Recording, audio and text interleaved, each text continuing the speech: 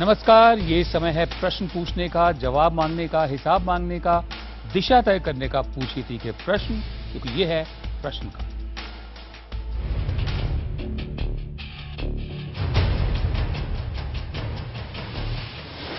Minimum government मोर governance के mission के साथ हरकत में आ रही मोदी की छोटी सरकार। प्रधानमंत्री मोदी ने तय किया सरकार का 10 सूत्रीय एजेंडा। अपने मंत्रियों को दिया सुशासन का गुरुमंत्र। नौकरशाहों का मनोबल बढ़ाएं, नए विचारों का स्वागत करें। शिक्षा, स्वास्थ्य, बिजली, पानी और सड़कों की हालत सुधारने पर विशेष जोर दें। सरकारी कामकाज में तेजी और पारदर्शिता लाएं। सरकारी योजनाओं को तय समय सीमा में लागू करें। जनता को सरकारी तंत्र के करीब लाएं। गवर्नेंस, सुशासन, ये सबसे महत्वपूर्ण विषय है। इसके ऊपर लोग प्राथमिकता से ध्यान देना चाहिए। No tax, full transparency. लेकिन सवाल उठता है कि क्या मोदी की छोटी सरकार बन पाएगी काबिल सरकार? क्या प्रचंड बहुमत की कसौटी पर खरी उतरेगी मोदी की मजबूत सरकार? 23 साल पहले मैं एक बहुत बड़े न्यूज़पेपर ग्रुप में डायरेक्टर हुआ करता था। मेरे नीचे 4 जनरल मैनेजर होते थे, जिनमें से एक जनरल मैनेजर उस ग्रुप की टेलीविजन गतिविधियां देखते थे। वैसे गतिविधियों का मतलब हफ्ते में सिर्फ एक कार्यक्रम दूरदर्शन को देना होता था, लेकिन क्योंकि वो साहब एक सरकारी महकमे से आए थे, गाड़ी से उतरते ही उनके खाने की टोकरी उठाने के लिए एक चपरासी होता था, उनके अखबार और कागजात उठाने के लिए दूसरा चपरासी होता था, 2 पीए, एक सेक्रेटरी, एक टाइपिस्ट के साथ साथ 2 प्रोड्यूसर, 4 प्रोडक्शन असिस्टेंट भी होते थे। इसे कहते हैं क्लासिक एस्टेब्लिशमेंटेरियन माइंडसेट, यानी अपना दफ्तर इतना बढ़ा लो, इतना बढ़ा लो, इतना बढ़ा लो कि चाहने पर भी दफ्तर का मालिक उसे बंद ना कर पाए। इसके मुकाबले एक दूसरा कॉन्सेप्ट है, लीन मीन फाइटिंग मशीन, यानी टीम छोटी हो, चुस्त और काबिल हो तो काम बेहतर होता है। यही वादा था नरेंद्र मोदी का कि उनकी सरकार छोटी रहेगी और काम बेहतर होगा। मिनिमम गवर्नमेंट, मोर गवर्नेंस। मोदी सरकार का मंत्रिमंडल बढ़ने की बातें तो हो रही हैं, लेकिन फिलहाल सिर्फ 45 मंत्री हैं। जरूरत है सालाना रिपोर्ट कार्ड की, ताकि पता चले कि सरकार का काम इस साल क्या रहा और कैसा रहा। इसी से पैदा होता है हमारा आज का विषय, मोदी की छोटी सरकार काबिल सरकार, और इसी से निकलता है प्रश्नकाल का सवाल, क्या सरकार का रिपोर्ट कार्ड 5 साल बाद आने के बजाय हर साल आना चाहिए? आप अपनी राय हमें एसएमएस के जरिए भी भेज सकते हैं। टाइप करें VKPY या VKPN और मैसेज करें 51818 पर। मेरे और आपके सवालों का जवाब देने के लिए प्रश्नकाल में हमारे साथ खास मेहमान जुड़े हैं। स्टूडियो में हैं मिजोरम के पूर्व राज्यपाल श्री AR कोहली और जनसत्ता के संपादक श्री ओम थानवी। आप दोनों का बहुत बहुत स्वागत है। चर्चा शुरू करते हैं। पहले दर्शकों की राय और सवाल लेते हैं। भोपाल से निवेश सलाहकार BM सोनी ने अपनी बात कही है, देखते हैं उनका क्या कहना है।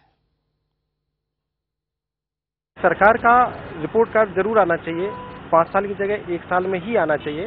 यदि 1 साल में नहीं आएगा तो हमें कैसे मालूम चलेगा कि जो गवर्नमेंट कर रही है वो सही है या गलत है? और यदि कोई चीज ठीक नहीं करती है तो गवर्नमेंट के पास एक रिकॉल का जो ऑप्शन है वो भी जरूर जारी करना चाहिए। जम्मू से व्यापारी संदीप कुमार ने अपना सवाल पूछा है, जानते हैं क्या उनका सवाल।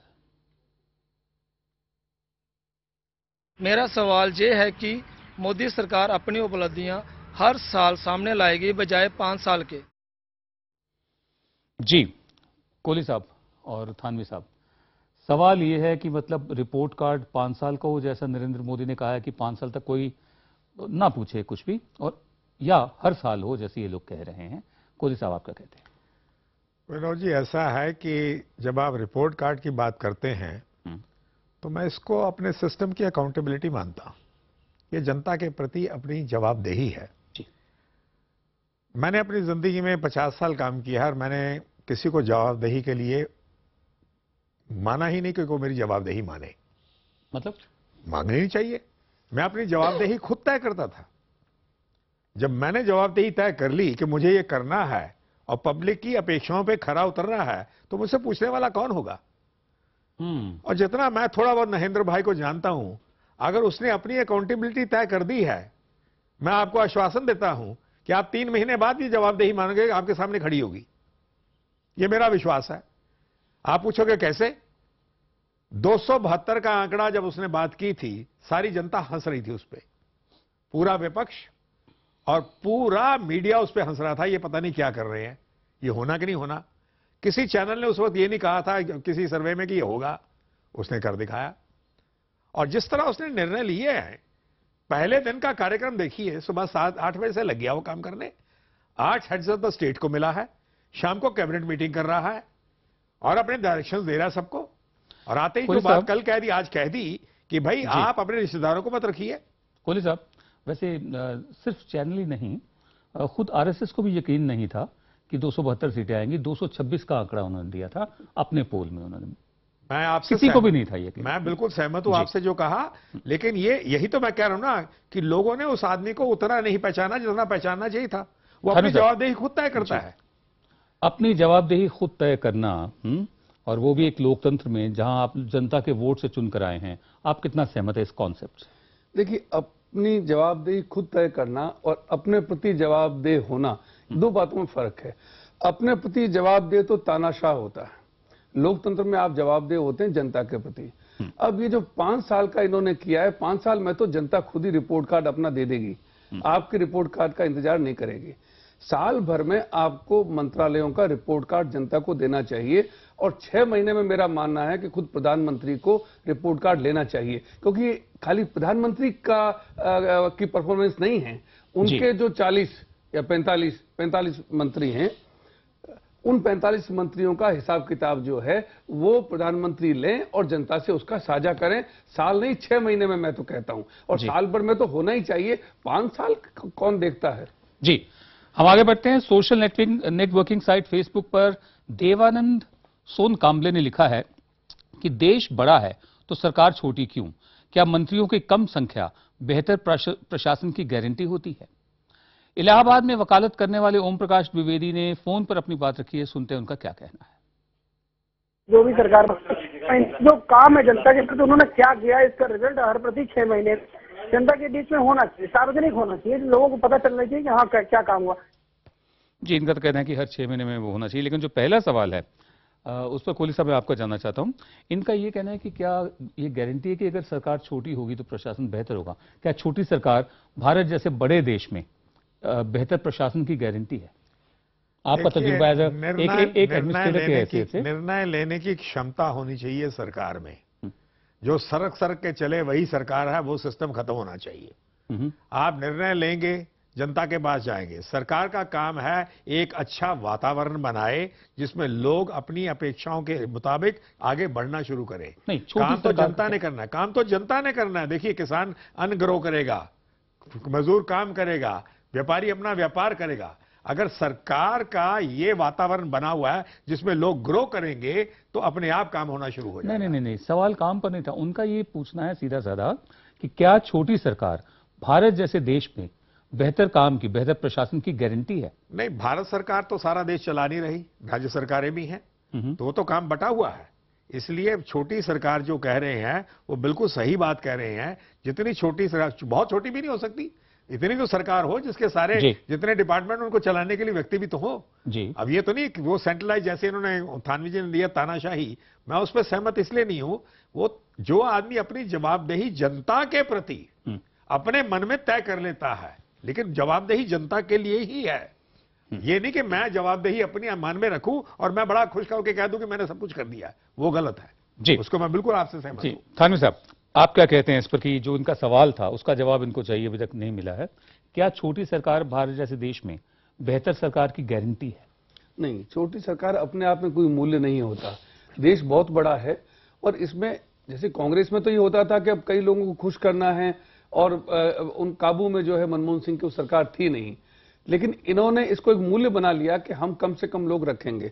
अभी 45 लोग हैं और मैं आपको कहता हूं कि ये संख्या 50 के पार जाएगी, ये 60 तक भी जा सकती है। तो बहुत फासला तो नहीं रहेगा 60 में और 75 के अंदर या 76-77 के अंदर।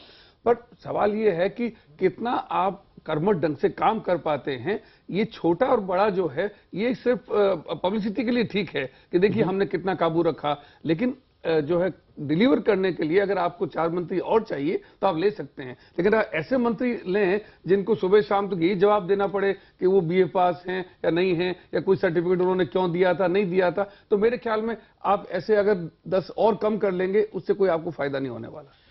जी, हम आगे बढ़ते हैं। भोपाल से स्वास्थ्य कर्मचारी राकेश सिंह ने सरकार के रिपोर्ट कार्ड के मुद्दे पर अपनी राय जाहिर की है, जानते हैं उनकी बात। जिस प्रकार आम पब्लिक को हर साल इनकम टैक्स अपना हर साल का जो भी इनकम टैक्स भरना पड़ता है, उसी प्रकार गवर्नमेंट को भी अपने 1 साल में क्या काम किए उसकी रिपोर्ट उनको भी आम जनता तक दर्शाना चाहिए। जी, ये इनकी राय थी कि मतलब हर साल दर्शाना चाहिए आम जनता तक। आगे बढ़ते हैं। कोटा से रिटायर्ड कर्मचारी आरएस नामदेव ने फोन पर अपना सवाल पूछा है, सुनते हैं उनका सवाल। गांव से जो लोग शहरों की तो और पलायन कर रहे हैं, गांव में कोई मतलब है नहीं, और जो खेती बाड़ी है वो भी आजकल क्या है कि जैसे रिसोर्ट बन रहे हैं या मेरेज हॉल बन रहे हैं, तो वहाँ पे कोई कमाई का जरिया नहीं है, तो सरकार इसके लिए क्या करेगी? कोहली साहब, इन्होंने बड़ा महत्वपूर्ण सवाल उठाया है। इन्होंने जो कहा है, मैं उसको थोड़ा सा आगे बढ़ाते हुए कि हम गुजरात मॉडल की बात करते हैं। जो भी विकास का मॉडल होगा, क्या वो इंश्योर करेगा, क्या वो तय करेगा कि गांव से पलायन ना हो, गांव से नौजवान लोग छोड़कर ना आए? इस पे मुझे 2 मिनट दे दीजिए विनोद जी। जी, इस देश में हर प्रदेश में टाउन और कंट्री प्लानिंग डिपार्टमेंट है।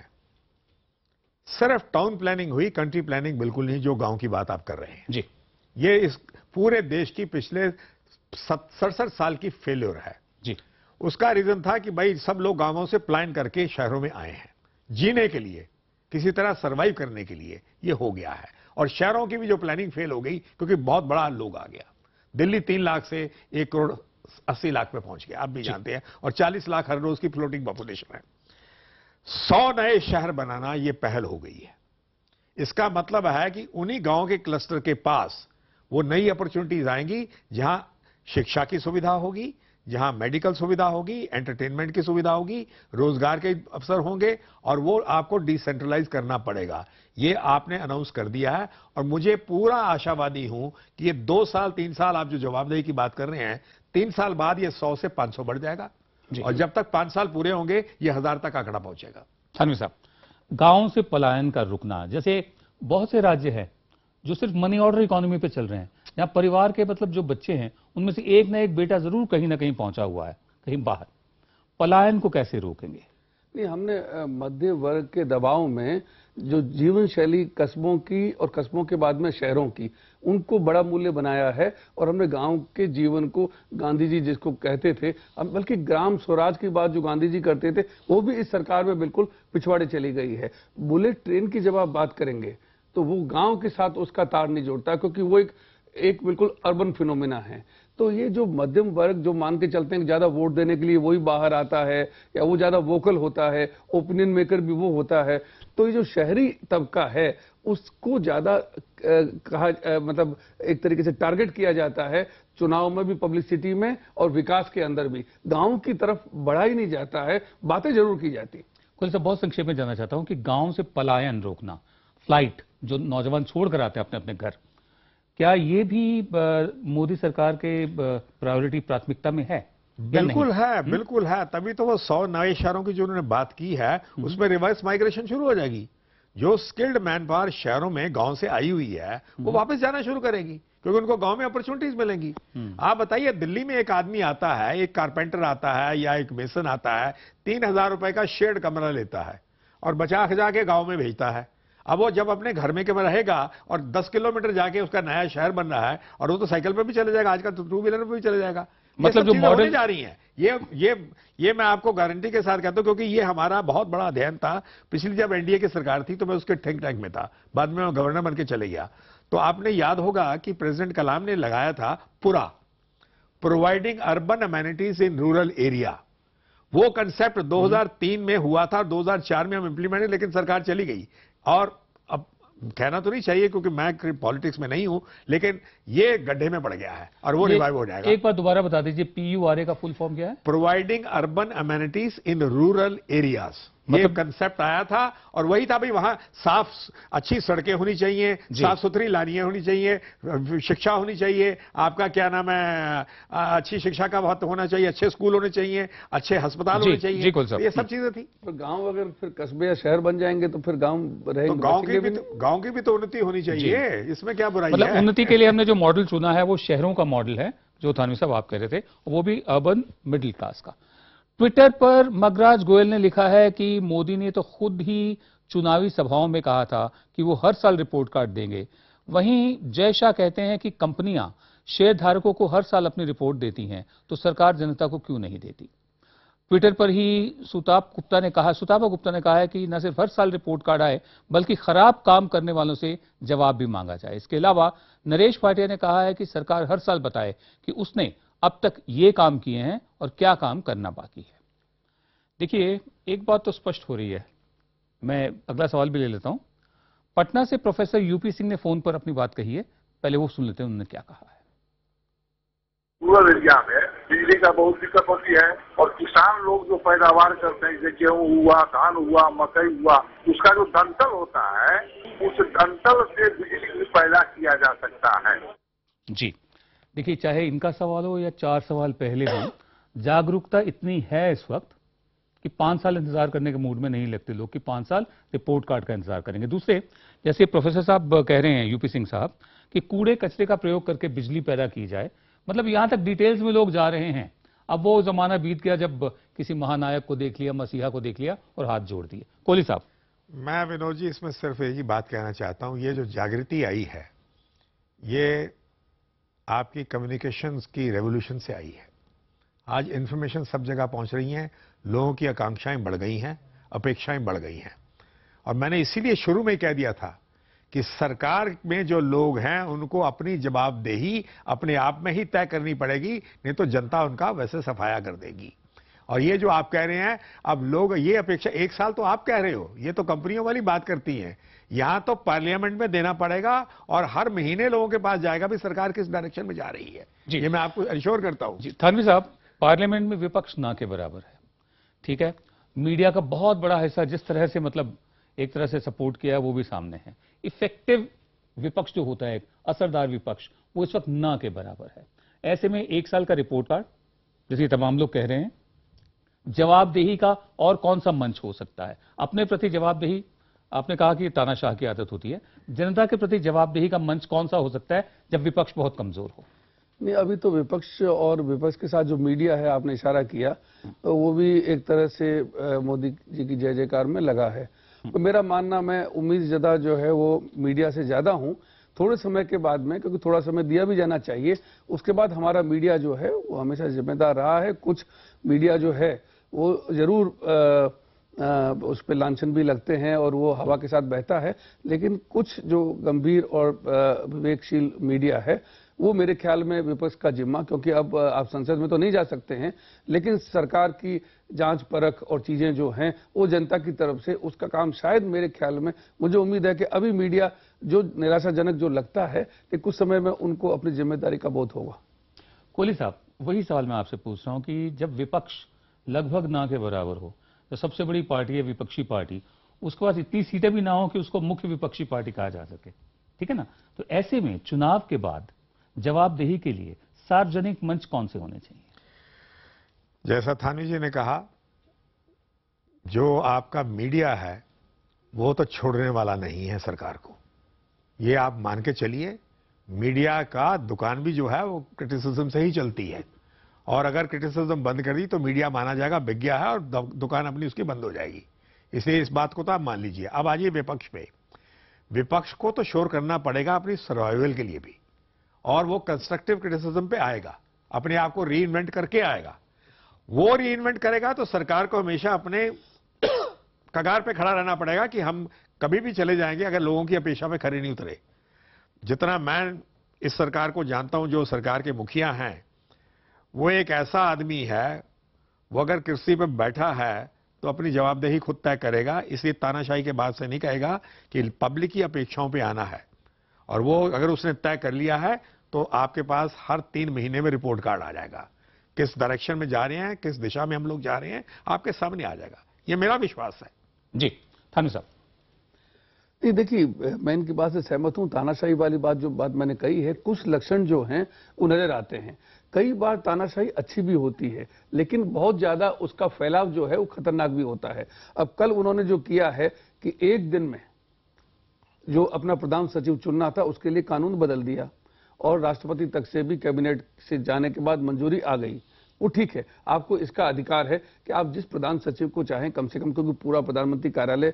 लेकिन इस ढंग से अगर कानून आप बार बार बदलने लगेंगे और चूंकि आपके पास में पूरी ताकत है, तो वो जो संदेश जाएगा वो संदेश जो है वो खतरनाक होगा। या किसी के फायदे के लिए, किसी कॉर्पोरेट घराने के। निश्चय, ये तो बिल्कुल कॉर्पोरेट घराना और राष्ट्रीय स्वयंसेवक संघ, ये दोनों तो पीठ पर सवार हैं। अब आप अगर इनको खुश करने के लिए अगर आपने अपनी इस प्रतिभा का इस्तेमाल किया तो वो देश को भारी पड़ेगी। जी, इमरजेंसी के दिनों में संजय गांधी ने नारा दिया था बी इंडियन बाय इंडियन। और बी इंडियन बाय इंडियन का मतलब ये था कि जो भारत पे बनता है, जो कारें बनती हैं, जो ट्रक बनते हैं, वही खरीदिए। उसका मतलब ये था कि जो गिने चुने 2-3 पूंजीपति हैं वही बनाया करते थे वो, तो उनको पेट्रोनाइज कीजिए। क्रोनी कैपिटलिज्म तब भी था। अब बात आज के सवाल पर एसएमएस के जरिए मिली आपकी राय की। हमने सवाल किया था कि क्या सरकार का रिपोर्ट कार्ड 5 साल के बजाय हर साल आना चाहिए। इस सवाल पर हमें 85% लोगों ने हां में जवाब भेजा है, जबकि 15% लोगों ने ना में जवाब भेजा है। दुनिया का सबसे तेज भागने वाला शख्स उसेन बोल्ट है, लेकिन वो सिर्फ 100 मीटर भागता है और सिर्फ 9 सेकंड भागता है। दुनिया की सबसे लंबी रेस फतेह करने वाला शख्स विल्सन किपसांग है। वो 2 घंटे 3 मिनट में करीब 42 किलोमीटर की दूरी तय करता है। यानी एक तरफ सबसे तेज भागना, दूसरी तरफ अपनी रफ्तार को ऐसे बनाना कि लंबी रेस जीत पाए। मोदी सरकार के सामने आने वाले 5 साल हैं। देखना यह होगा कि वो यूसेन बोल्ट की तरह छोटे समय के लिए स्प्रिंटर बनते हैं, सबसे तेज भागते हैं, या विल्सन किपसांग की तरह लंबी रेस का घोड़ा साबित होते हैं। अब आपसे इजाजत लेते हैं। विनोद दुआ का प्रश्नकाल आज समाप्त होता है। लोगों ने ना में जवाब दिया है। दुनिया का सबसे तेज भागने वाला शख्स उसेन बोल्ट है, लेकिन वो सिर्फ 100 मीटर भागता है और सिर्फ 9 सेकंड भागता है। दुनिया की सबसे लंबी रेस फतेह करने वाला शख्स विल्सन किपसांग है। वो 2 घंटे 3 मिनट में करीब 42 किलोमीटर की दूरी तय करता है।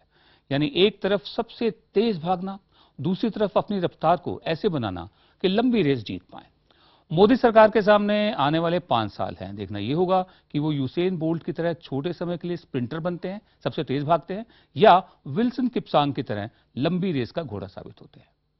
अब आपसे इजाजत लेते हैं। विनोद दुआ का प्रश्नकाल आज समाप्त होता है। नमस्कार।